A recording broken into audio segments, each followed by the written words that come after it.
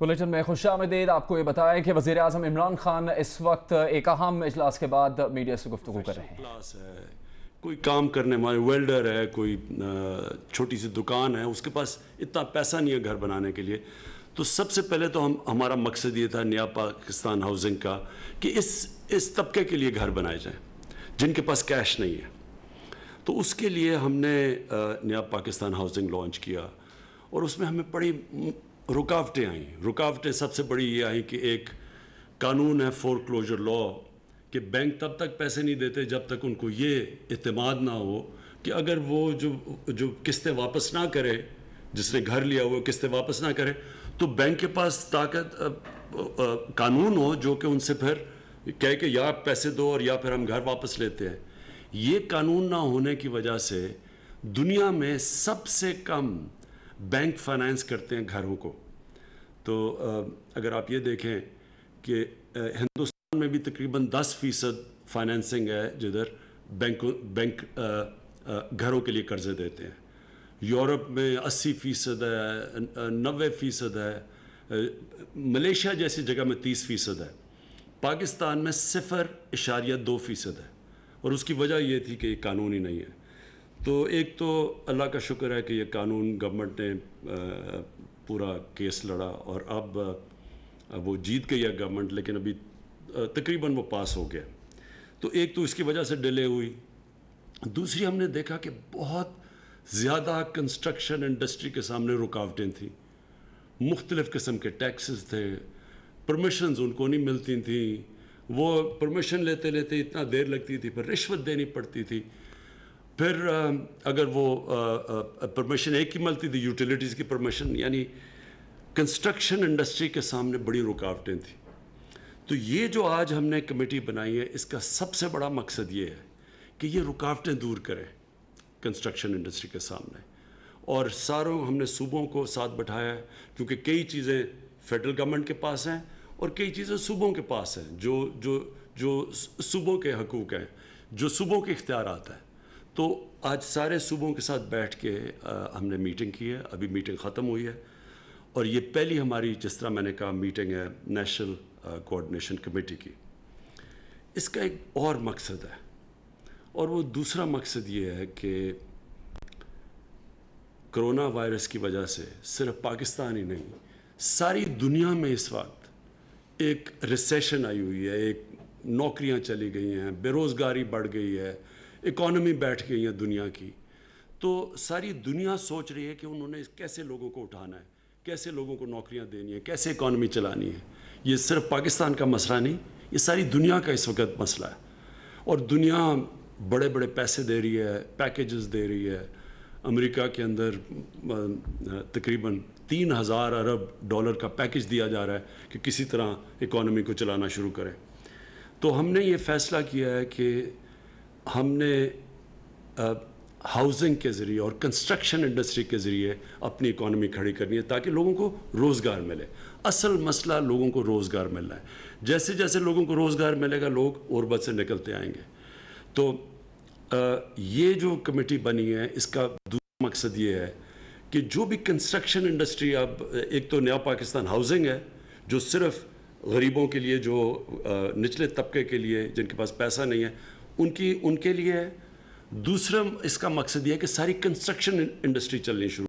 تو یہ جو کمیٹی بیٹھے گی، جس کو میں پریزائڈ کروں گا اور ہر ہفتے اس کی میٹنگ لوں گا، یہ کمیٹی مسلسل ہر روز اب یہ رکاوٹیں دور کرتی رہے گی کنسٹرکشن انڈسٹری کے لیے بھی، اور پھر دیکھتی رہے گی صوبوں سے کہ کیا کیا مسئلے آ رہے ہیں، کیونکہ کبھی پاکستان میں اس طرح کا کام پہلے نہیں ہوا، اور یہی وجہ تھی کہ اب تک ہمارے لیے بڑا مشکل رہا ہے کہ اپنی یہ جو نیا پاکستان ہاؤسنگ کو شروع کرے۔ تھوڑی شروع ہوئی ہے، لیکن اس کو اس پیمانے پہ کہ جدھر ہم نے سوچا تھا 50 لاکھ گھر بنیں گے۔ تو میں اب یہ جو کرونا کی وجہ سے، میں صرف یہ کہنا چاہتا ہوں کہ یہ اس وقت ہمیں جو ہماری انٹرنیشنل اوبلیگیشنز ہیں، اس کے لیے ہمیں صرف 31 دسمبر تک ہمیں ٹائم ملا ہے۔ یعنی وہ جو کئی جدھر ہمیں جکڑا ہوا ہے فیٹف پہ اور جو کنڈیشنز لگائی ہوئی ہیں پاکستان پہ، ان سے ہمیں صرف اس وقت 31 دسمبر تک ٹائم ملا ہے کہ ہم یہ جو آج میں چیزیں بتانا چاہتا ہوں کہ اس طرح کی ہم کنسٹرکشن انڈسٹری کو انسینٹیوز دے سکیں. تو یہ میں بتانا اس لیے یہ ضروری بتانا ہے کہ میں چاہتا ہوں کہ آج ساری کنسٹرکشن انڈسٹری یہ سمجھ لے کہ یہ ٹائم ہے, یہ موقع ہے. یہ 31 دسمبر کے پاس آپ کے پاس یہ موقع نہیں رہے گا. کئی چیزیں کئی پھر بھی رہیں گی, لیکن کئی چیزیں ہم نہیں کر سکیں گے. تو سب سے پہلے ہم نے یہ فیصلہ کیا, اور یہ مجھے خوشی اس لیے ہے کہ یہ وہ نیا پاکستان ہاؤسنگ جو کہ اس طبقے کے لیے جس کو جو نہیں گھر خرید سکتے, جو کرائے کے گھروں پہ رہتے ہیں اور جو سوچتے رہتے ہیں کہ ساری دنیا ساری زندگی ہم کسی طرح پیسے اکٹھے کر کے گھر خریدیں, تو ان کے لیے سب سے پہلے ہے. ہم نے نئے پاکستان ہاؤسنگ کے لیے 30 ارب روپے کی سبسڈی دی ہے. اس کا مطلب کہ جو پہلا 1 لاکھ گھر بنے گا نئے پاکستان ہاؤسنگ کے بیچ میں, سو ہر گھر جو بنے گا اس میں 3 لاکھ روپیہ ہر گھر کے لیے سبسڈی ملے گی. مثلا اگر کوئی گھر بنانا چاہتا ہے 20 لاکھ کا, تو اس کو 3 لاکھ جب سبسڈی مل جائے گی تو وہ 17 لاکھ کا ہو جائے گا. 17 لاکھ کا مطلب یہ کہ جو وہ قرضوں کی جب قسطیں دیں گے وہ ان میں کمی آ جائے گی, یعنی 20 لاکھ کے بجائے جب 17 لاکھ ہوگا. تو یہ پہلے 1 لاکھ جو گھر بنے گا نیا پاکستان ہاؤسنگ سوسائٹی کے اندر, اس میں 3 لاکھ روپیہ ہر گھر کے اوپر سبسڈی دی جائے گی.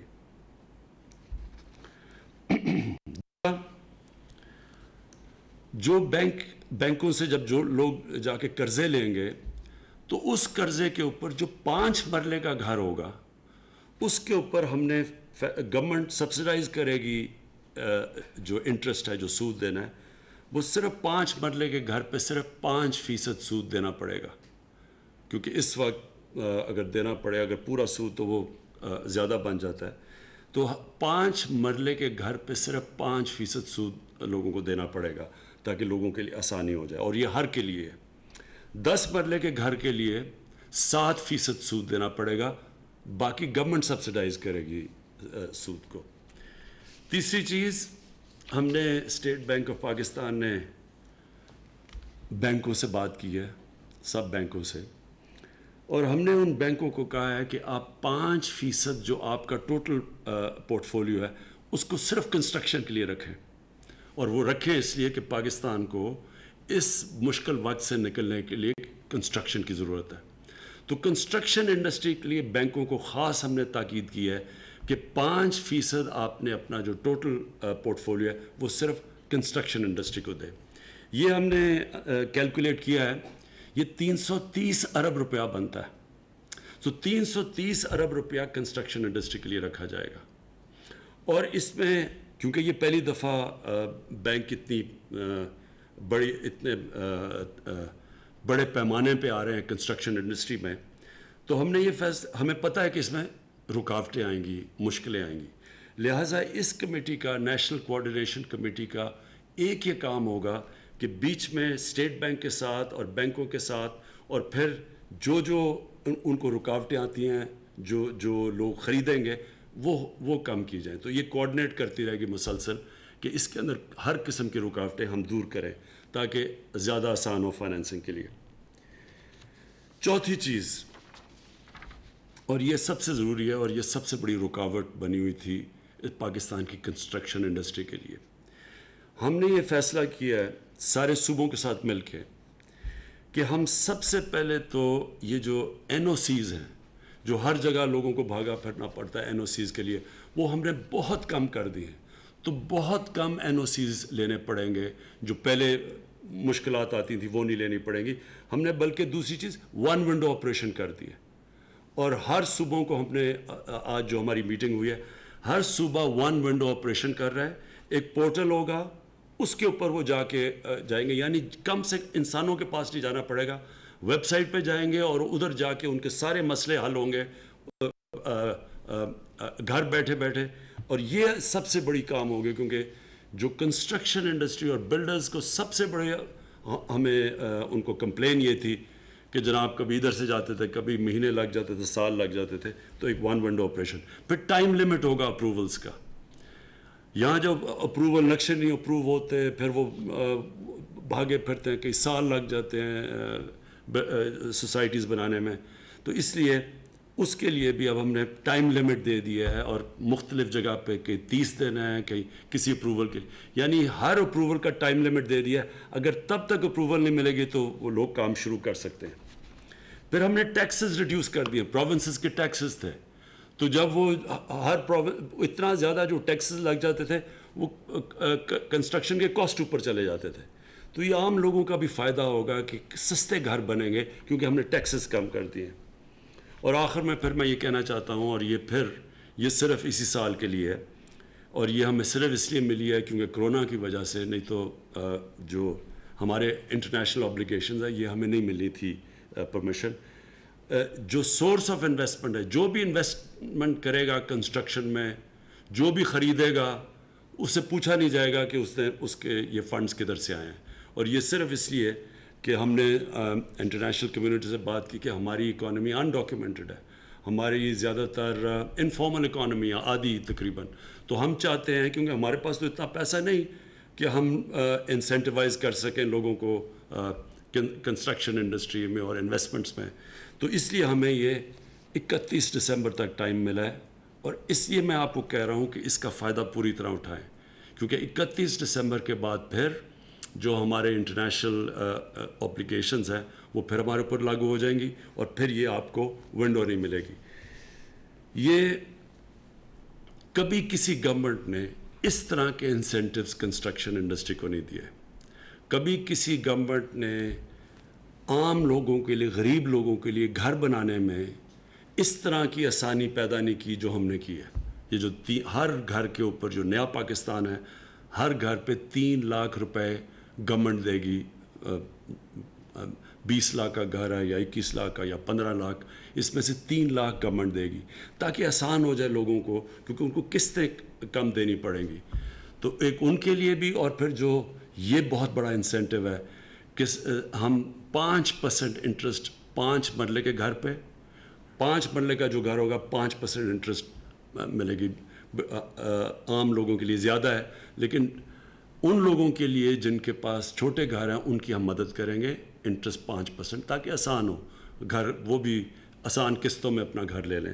اور پھر میں نے یہ جو 10 مرلہ کا جو گھر ہوگا اس کے لیے 7% انٹرسٹ ہوگا. اور آخر میں یہ جو ہم نے پہلی دفعہ پاکستان کے بینک سے بات کی ہے کہ اس پیمانے پہ وہ پیسے اویلیبل کریں کنسٹرکشن کے لیے, جو کہ 330 ارب روپیہ ہے, اور وہ صرف اور صرف کنسٹرکشن کے لیے ہوگا. تو میں چاہوں گا آپ سب کو, آج لوگوں کو, کہ اس کا پورا فائدہ اٹھائیں. یہ جو ہم نے انسینٹیوز دیے ہیں اس کا فائدہ اٹھانا آپ کے لیے بڑا ضروری ہے. اور انشاءاللہ یہ کنسٹرکشن کے لیے جو انسینٹیوز ہیں, اور جو انشاءاللہ آنے والے دنوں میں ہم امید لگاتے ہیں کہ ہماری ساری جو کنسٹرکشن شروع ہوگی پاکستان میں, اس سے ہی لوگوں کو روزگار ملے گا. غریبوں کے لیے گھر بھی بن سکتے ہیں, غریب لوگوں کے لیے, عام سفید پوش کے لیے وہ بھی گھر بنا سکتے ہیں. لیکن سب سے بڑی بات یہ کہ جو کنسٹرکشن کی وجہ سے انشاءاللہ ہمارے لوگوں کو روزگار ملے گا. شکریہ. سے متعلق قومی رابطہ کمیٹی کے اجلاس کے بعد وزیراعظم عمران خان اظہار خیال کر رہے تھے. ان کا کہنا تھا کہ نیا پاکستان ہاؤسنگ اسکیم کے لیے 30 ارب روپے کی سبسڈی دی ہے. پہلے 1 لاکھ گھروں میں سے ہر گھر کو 3 لاکھ روپیہ سبسڈی ملے گی. وزیر اعظم عمران خان کی جانب سے اہم اعلانات کیے گئے ہیں. انہوں نے کہا کہ دنیا میں سب سے زیادہ بینک گھروں کے لیے قرض دیتے ہیں. پاکستان میں بینک صرف 0.2% قرض دیتے ہیں. اور اس متعلق انہوں نے بات کرتے ہوئے معیشت کے بارے میں بھی گفتگو کی. کہا کہ پوری دنیا میں کساد بازاری ہے, معیشت بیٹھ گئی ہے. جو اہم اعلانات کیے ہیں اس سے متعلق آپ کو بتا دیں, نیا پاکستان ہاؤسنگ اسکیم کے لیے 30 ارب روپے کی سبسڈی کا اعلان کیا گیا ہے. وزیر اعظم نے کہا ہے کہ پہلے 1 لاکھ گھروں میں سے ہر گھر کو 3 لاکھ روپے سبسڈی ملے گی. 5 مرلے کے گھر کے لیے قرضے پر صرف 5% سود دینا ہوگا, اور 10 مرلہ کے گھر کے لیے قرض پر صرف 7% سود دینا ہوگا. وزیر اعظم عمران خان نے کہا کہ پاکستان کو مشکل وقت سے نکلنے کے لیے تعمیراتی انڈسٹری کو متحرک کرنے کی ضرورت ہے. ہر صوبہ नया पाकिस्तान स्कीम के लिए वन विंडो ऑपरेशन करेगा। कंस्ट्रक्शन इंडस्ट्री के लिए 330 अरब रुपए रख रहे हैं और सूबों के टैक्सेस को महदूद कर रहे हैं। जो सहूलतें दे रहे हैं इनसे फ़ायदा उठाएं। हाउसिंग और तामीरात से मुताल्लिक पाकिस्तान में वज़ीर आज़म इमरान खान ने अहम ऐलानात किए हैं और इसमें घरों के शोबे से मुताल्लिक नया पाकिस्तान की स्कीम से मुताल्लिक कई अहम ऐलानात और मराहत का ऐलान किया गया है। कराची में बिजली की बदतरीन लोड शेडिंग पर के इलेक्ट्रिक नेपरा के कटहरे में आ गया। सीईओ के इलेक्ट्रिक ने कहा कि कराची में बिजली की लोड शेडिंग का जिम्मेदार उनका इदारा नहीं है। 22 जून के बाद कराची में लोड शेडिंग बढ़ी। पीएसओ को के इलेक्ट्रिक के पावर प्लांट्स के लिए तेल दरामद करने की इजाजत ताखीर से मिली। नेशनल ग्रिड से इजाफी बिजली के लिए के इलेक्ट्रिक की दरखास्त पर गौर नहीं किया जाता। ताजरों और अवामी नुमाइंदों ने सवाल उठाया कि के इलेक्ट्रिक भारी बिल भेजता है, बिजली डिस्ट्रीब्यूशन निज़ाम को बेहतर क्यों नहीं करता। एक माह के लिए तेल का इजाफी स्टॉक क्यों मौजूद नहीं था। के इलेक्ट्रिक के लिए गैस की बंदिश से इंडस्ट्री के नुकसान का जिम्मेदार कौन होगा। चेयरमैन नेपरा का कहना था कि के इलेक्ट्रिक को सूरत हाल की पहले से मनसूबाबंदी करनी चाहिए थी। मामले की मजीद इंक्वायरी के लिए 4 रुकनी कमेटी बना दी गई है। वीडियो लिंक पर इस्लामाबाद में कराची में होने वाली बेहिसाब लोड शेडिंग पर नेपरा की तरफ से की जाने वाली खुली अवामी समात में कराची से रुकने कौमी असम्बली आफ्ताब सदीकी ने कहा कि इलेक्ट्रिक भारी बिजली बिल तो भेजती है, अपना डिस्ट्रीब्यूशन सिस्टम ठीक क्यों नहीं करती। रुकने सिंध असम्बली फरदौस शमीम नकवी बोले कि इलेक्ट्रिक ने 1 माह के तेल के स्टॉक्स क्यों न रखे। इनको सब मालूम होता है कि किस महीने में कितनी बिजली दरकार होगी। उन्होंने कहा सारिफीन का तहफ़्फ़ुज़ नेपरा की जिम्मेदारी है, नेपरा अपनी जिम्मेदारी में नाकाम हो गया। सिंध के वजीर तवानाई इम्तियाज शेख ने कहा कि इल्जाम तराशियां नहीं चाहता। नेपरा और हुकूमत कराची आएं और लोड शेडिंग के मसले का हमेशा के लिए हल निकाला जाए। अपटमा और एक्सपोर्टर्स एसोसिएशन की तरफ से भी दोनों हुकूमत और के इलेक्ट्रिक को तनकीद का निशाना बनाया गया। कहा बिजली न मिलने से बरामदात मुतासर हो रही हैं। जुबैर मोती वाले ने पूछा कि नेपरा ने के इलेक्ट्रिक के खिलाफ कितने फैसले किए और कितने फैसलों के खिलाफ के इलेक्ट्रिक अदालत में गई। चेयरमैन नेपरा ने कहा कि इलेक्ट्रिक हर मामले पर अदालत में चली जाती है। करंट लगने से इंसानी हलाकतों पर जुर्मानों के खिलाफ भी के इलेक्ट्रिक अदालत में चली गई। कराची के शहरियों और शहरी तंजीमों के नुमाइंदों ने के इलेक्ट्रिक की उजारादारी के खात्मे और बिजली फराहमी में बेहतरी के लिए नेपरा को किरदार अदा करने की दरख्वास्त की। के इलेक्ट्रिक के सीईओ मुनस अलवी ने कहा कि 22 जून के बाद होने वाली अजाफी लोड शेडिंग में उनका कोई कसूर नहीं। पीएसओ को मई में ही बता चुके थे कि तेल की जरूरत पूरी नहीं हो सकेगी। नेपरा ने पीएसओ और पावर डिवीजन से भी जवाब तलब कर लिया है। चेयरमैन नेपरा ने कहा कि उनकी टीम कराची का दौरा भी करेगी। अवामी समाज से हासिल होने वाले हकायक का जायजा लेने के बाद फैसला जारी किया जाएगा। सैफुर रहमान, जियो न्यूज़, इस्लामाबाद। कराची में बिजली की लोड शेडिंग के खिलाफ पाकिस्तान तहरीक इंसाफ का एहतजाज जारी है। के इलेक्ट्रिक के दफ्तर के सामने प्रेस कॉन्फ्रेंस करते हुए खुर्रम शेख जमान ने कहा कि उमर अयूब कराची के हालात देखें, के इलेक्ट्रिक को लगाम देना होगी। के इलेक्ट्रिक के खिलाफ पूरे शहर में एहतजाज शुरू हो चुका है। आफ्ताब सिद्दीकी बोले कि के इलेक्ट्रिक को फर्नेस ऑयल और गैस भी मिल रही है, इसके बावजूद लोड शेडिंग जारी है।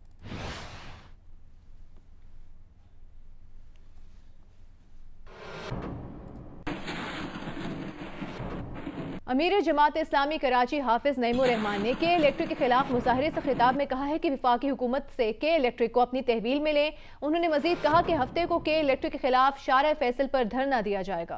के इलेक्ट्रिक की नाअहली पर जमात इस्लामी एक बार फिर सरापा एहतजाज है। अमीर जमात इस्लामी कराची हाफिज नईमुर रहमान की क़यादत में सिंध हाई कोर्ट मस्जिद खतरा के बाहर गैर एलानिया लोड शेडिंग और ओवर बिलिंग के खिलाफ भरपूर एहतजाजी मुजाहरा किया गया।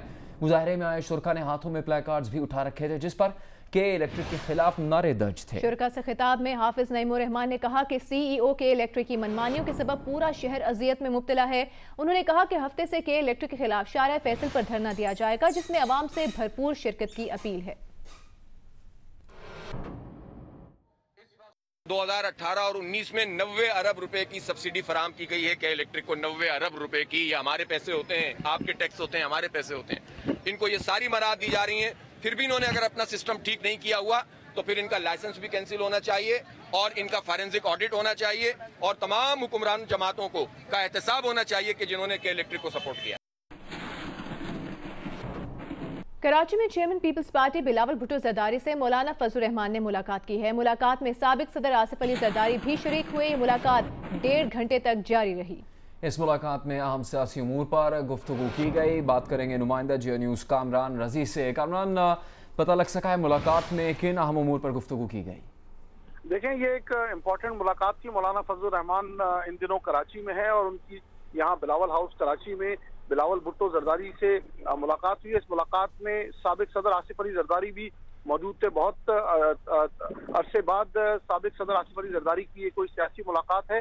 ذرائع کا یہ کہنا ہے کہ ملاقات میں ملک کی جو سیاسی صورتحال ہے، خاص طور پر جو حکومتی اقدامات ہیں، ملک میں جو گیس، بجلی اور پیٹرول کا بحران ہے، اس صورتحال پر، اور جو سیاسی صورتحال ہے ملک کی، خاص طور پر اپوزیشن جماعتوں کے تعلقات، ان پر بات چیت ہوئی ہے۔ 1.5 گھنٹے سے زائد مولانا فضل الرحمان بلاول ہاؤس میں موجود رہے، جہاں یہ ملاقات ہوتی رہی۔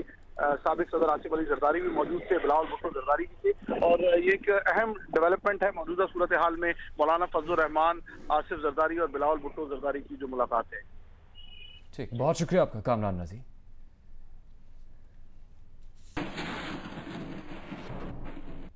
ای او بی آئی پینشنرز میں ماہانہ کم آمدنی والے افراد کے لیے یوٹیلیٹی سٹورز کے اشتراک سے سہولت کارڈ جاری کیے جانے کا اعلان۔ وزیراعظم کے معاون خصوصی زلفی بخاری نے کہا کہ سہولت کارڈ کے ذریعے پینشنرز کو بنیادی ضرورت کی 5 اشیاء پر 10% تک رعایت دی جائے گی۔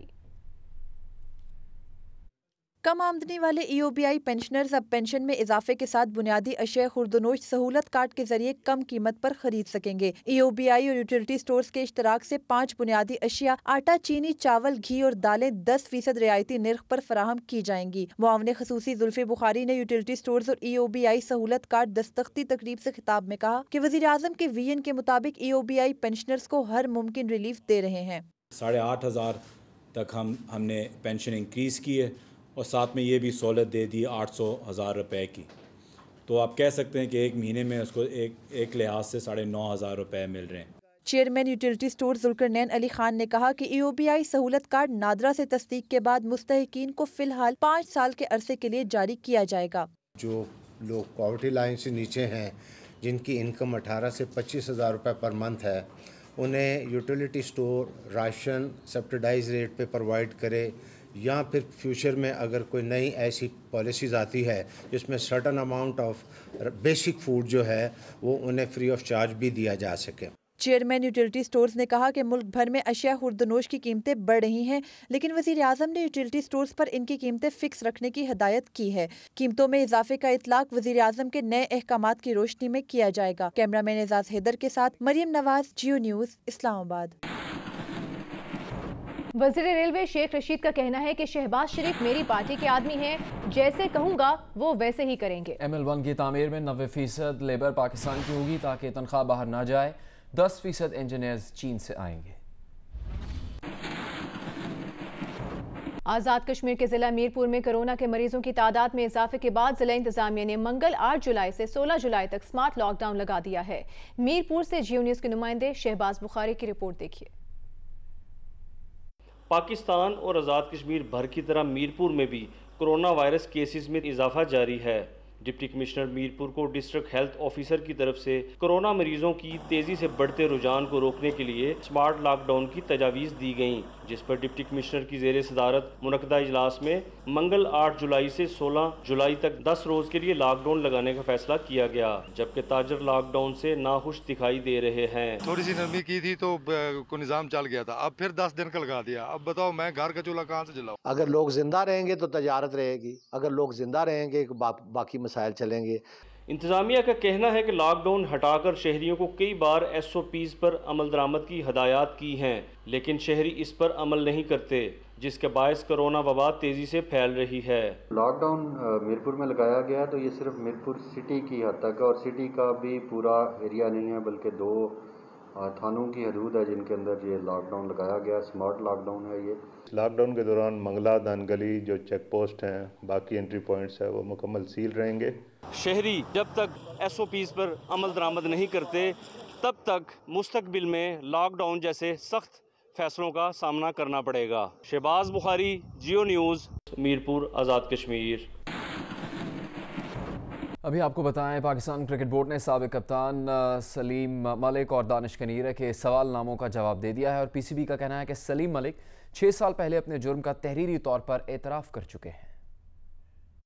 سابق کپتان سلیم ملک اور دانش کنیرہ نے علیحدہ معاملات پر پاکستان کرکٹ بورڈ سے رابطہ کیا۔ دونوں کی درخواستوں کا غور مطالعہ کرنے اور پھر ان کا جائزہ لینے کے بعد PCB نے دونوں سابق کرکٹرز کو جواب دے دیا۔ جیو نیوز نے سابق کپتان سلیم ملک کے خفیہ خط کی کاپی بھی حاصل کر لی۔ इस खत के मुताबिक माजी में सलीम मलिक तहरीरी तौर पर 6 साल कबल जुर्म कबूल कर चुके हैं। जराये का कहना है कि नजम सेठी को सलीम मलिक ने 5 मई 2014 को अपना दस्तखत शुदा खत लिखा था, जिसमें सलीम मलिक ने एतराफ़ जुर्म करते हुए कहा कि वो अपने गलत कामों का एतराफ़ करते हैं। सलीम मलिक ने जुर्म का एतराफ़ करते हुए परिस्तारों से माफ़ी भी मांगी थी। सलीम मलिक ने खत में PCB से क्रिकेट में वापसी के लिए भी दरख्वास्त की थी। सलीम मलिक चाहते थे कि वो दोबारा से पाकिस्तान क्रिकेट बोर्ड का हिस्सा बने। सलीम मलिक साबिक क्रिकेटर एहतशामुद्दीन के लिए बेनिफिट मैच भी करवाना चाहते थे, लेकिन PCB ने उन्हें उसकी इजाजत नहीं दी थी। दूसरी जानिब साबिक कप्तान सलीम मलिक ने जियो न्यूज़ से बात करते हुए कहा कि PCB का खत मौसूल हो गया। उन्होंने प्रेस रिलीज भी देख ली है, वो कानूनी मुशावरत कर रहे हैं, कल प्रेस कॉन्फ्रेंस में इसका जवाब देंगे। पाकिस्तान क्रिकेट टीम वोस्टर में करंटीना में तो है ही, वहां खिलाड़ी फिजिकल ट्रेनिंग और बैटिंग बॉलिंग की भरपूर प्रैक्टिस कर रहे हैं। वोस्टर में पाकिस्तान टीम की ट्रेनिंग का सिलसिला जारी है, जहां खिलाड़ी फिजिकल ट्रेनिंग के साथ बैटिंग, बॉलिंग और फील्डिंग प्रैक्टिस कर रहे हैं। टीम के बॉलिंग कोच मुश्ताक अहमद कहते हैं कि इंग्लैंड का टूर गैर मामूली हालात में हो रहा है। यहां ना तमाशाई हैं और ना ही मीडिया के नुमाइंदे। खिलाड़ियों को एक दूसरे की खुद ही हौसला अफजाई करनी है। जो इम्पोर्टेंट चीज़ है वो है ही मेंटल टफनेस है, क्योंकि जो सराउंडिंग है आपकी वो आपको मोटिवेशन नहीं होने देगी। आपने अपने अंदर से अपने ग्रुप के साथ ही मोटिवेशन करनी है, और इसके लिए बड़ा ज़रूरी है कि प्लेयर के साथ आप कम्युनिकेशन रखें। मुश्ताक अहमद ने कहा कि टीम मैनेजमेंट को खिलाड़ियों की जहनी मजबूती पर खास तवज्जो देनी है। 3.5 माह बाद ग्राउंड का रुख करने वाले खिलाड़ियों का जोश जज्बा दीदनी है। काफ़ी दिनों के बाद, काफ़ी महीनों के बाद उन्होंने नेट प्रैक्टिस शुरू की, तो उसमें उनका जो जज्बा था, उनकी जो प्रैक्टिस वर्क एथिक्स से बहुत ही ज़बरदस्त थे। तो I think we are very happy. Mushtaq Ahmad ने मजीद कहा कि स्पिनर्स भी अमूमन गेंद को थूक से ही चमकाते हैं, लेकिन मौजूदा हालात में मुतबादिल ऑप्शन की याद दहानी कराई जा रही है। इस सीरीज़ में थूक को मना किया गया है, तो उसके बार बार उनको याद दहानी, जैसे कि किसी का बॉल जब वापस आता है तो उसको हाथ उठा के नहीं देना। तो ये चीज़ें छोटी छोटी चीज़ें हैं, उसको कंसिस्टेंटली आपने उनको फीडबैक देते रहना, ताकि उनकी मसल मेमोरी इतनी तगड़ी हो जाए जब टेस्ट सीरीज़ शुरू हो, ताकि उनको पता हो कि उनके मसल मेमोरी में ये हो कि मैंने थूक नहीं लगाना। वेस्ट इंडीज़ के साबिक fast bowler commentator Michael holding नस्ली तासुब पर बात करते हुए रो पड़े। साउथहैम्पटन में इंग्लैंड वेस्ट इंडीज़ के दरमियान जारी टेस्ट के दौरान वो नस्ली तासुब पर अपने तासुरात बयान कर रहे थे। जब माइकल होल्डिंग ने अपने वालिदैन का जिक्र किया तो वो आपदीदा हो गए। Emotional part came when I started thinking of my parents, and it's coming again now.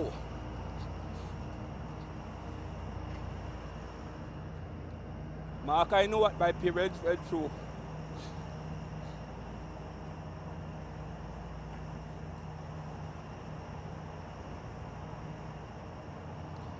My mother's family stopped talking to her because her husband was too dark.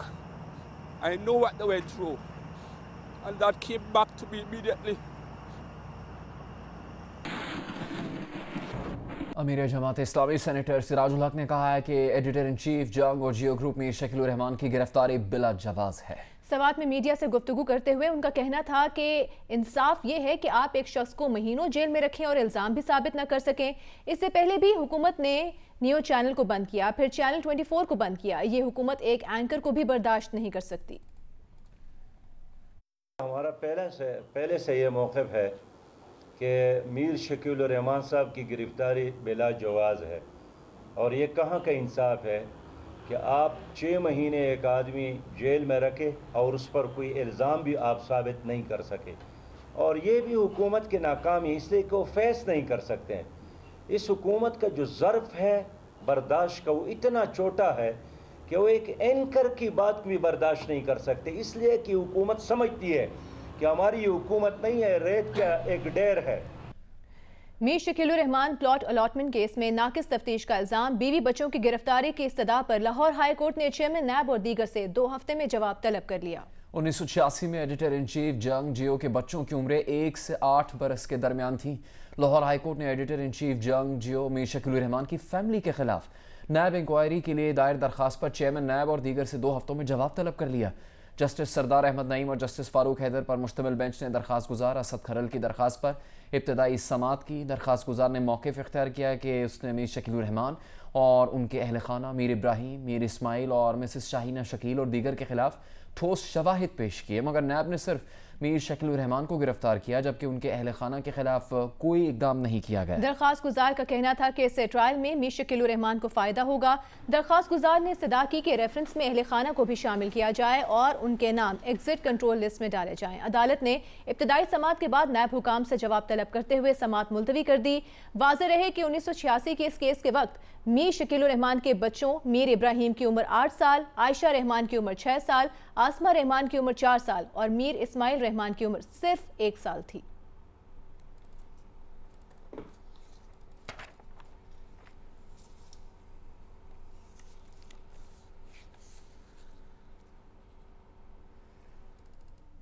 आपको ये बताएं कि वज़ीर आज़म इमरान खान की जानिब से हाउसिंग और तामीरात से मुताल्लिक आज अहम ऐलानात किए गए हैं। सब्सिडी का भी ऐलान किया गया है और बैंक्स के ज़रिए से आवाम को सहूलियात फराहम करने का ऐलान भी किया गया है। वज़ीर आज़म की जानिब से ये बताया गया है कि पहले 1 लाख घरों में से हर घर को 3 लाख रुपए सब्सिडी मिलेगी और 5 मरले के घर के लिए कर्जे पर सिर्फ 5% सूद देना होगा, जबकि 10 मरले के घर के लिए गए कर्ज पर सिर्फ 7% सूद देना होगा। चेयरमैन आबाद मोहसिन शेखानी साहब हमारे साथ मौजूद हैं। मोहसिन साहब, बहुत शुक्रिया, आपने हमें ज्वाइन किया है। बताइएगा कि एक मायूसी की फिजा में जो आज एक अहम ऐलानात किए गए हैं वज़ीर आज़म इमरान खान की जानिब से, ये एक उम्मीद की किरण साबित हो सकते हैं?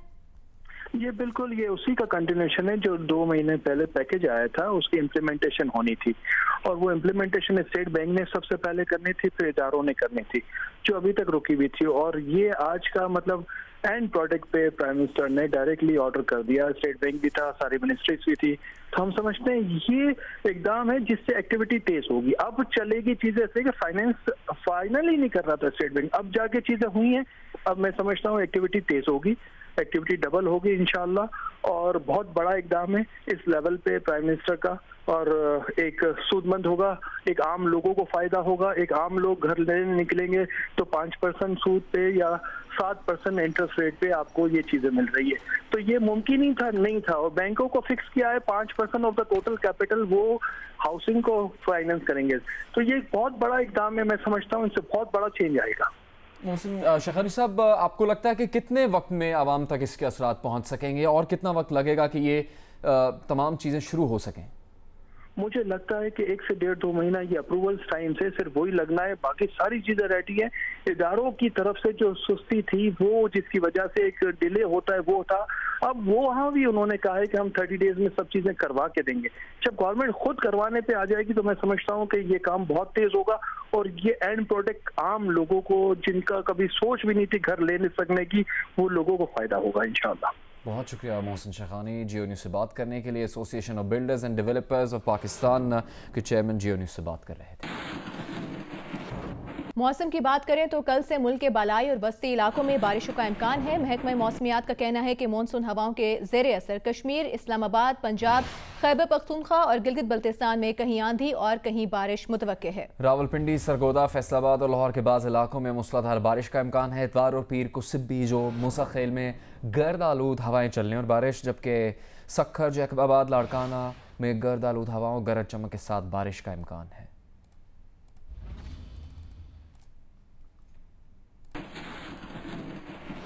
अमरीकी ब्लॉगर सिंथिया रिची ने कहा कि पाकिस्तान की अदालतों पर उन्हें पूरा भरोसा है। पाकिस्तान पीपल्स पार्टी की जानिब से क्लाउन शो किया जा रहा है, जल्द ही इंटरनेशनल कम्युनिटी और मीडिया पीपल्स पार्टी का क्लाउन शो देखेगी। उनका कहना था कि इस बात का यकीन है कि वजारत दाखिला और बाकी तमाम अथॉरिटीज़ अपना बेहतरीन काम करेंगी।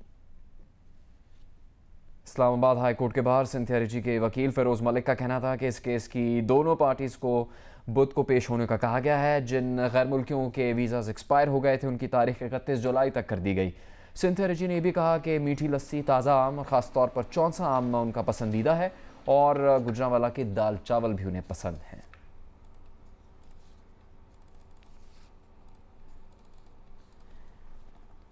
और अब आपको बताते हैं कि मुल्क में चीनी की कीमतों में इजाफे का सिलसिला जारी है। इदारा शुमारियात के मुताबिक एक हफ्ते में चीनी की फ़ी किलो कीमत में 2 रुपये 14 पैसे का बड़ा इजाफा हुआ है। चीनी की कीमत 80 रुपये से बढ़कर 83 रुपये फ़ी किलो हो गई है।